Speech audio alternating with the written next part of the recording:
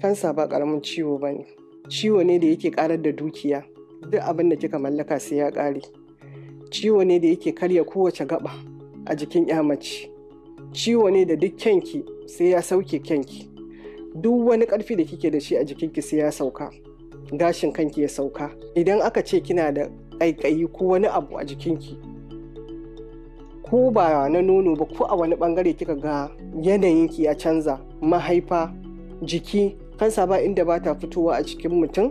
Tana fitowa a baki, tana fitowa a kai, tana fitowa a fuska, tana fitowa a fata, duka ba wanda ba ta fitowa. Saboda haka idan aka ce miki kansa ko kuma aka ce miki ga alamunta, to kawai ki shirya cewa ki san cewa za ki yaƙi ne da babban ciwo wanda kuma ya kamata a mai da hankali a kai.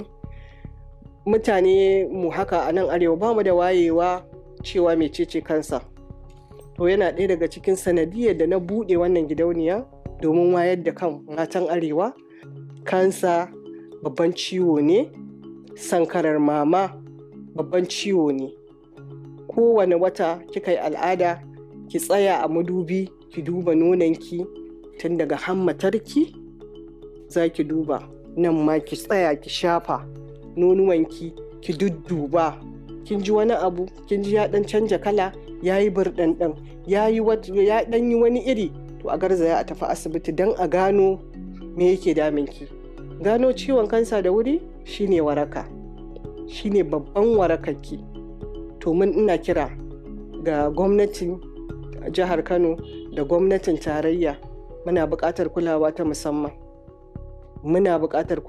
musamman. Magungunanmu suna da tsada, alluranmu suna da tsada, sannan babu da asibitocin da suke da yawa da ko ina za a je a auna kansa, musamman kamar mammogram. A ce kamar Kano, a ce mammogram ɗinmu bai wuce 1 ko 2 ba. Ya kamata a kula mu.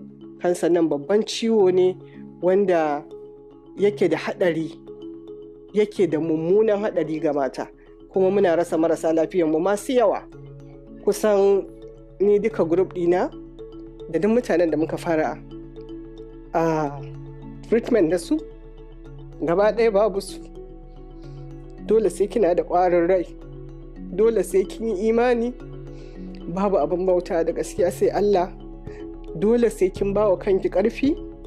'Yan uwa da suke tare da ke sun baki ƙarfi. Al'ummar gari sai kun taimaka mana kun ba mu ƙarfi, sannan za mu samu ƙarfin jinyar ciwon kansan mama. Ciwon kansa na ya fara da ƙaiƙayi da ɗan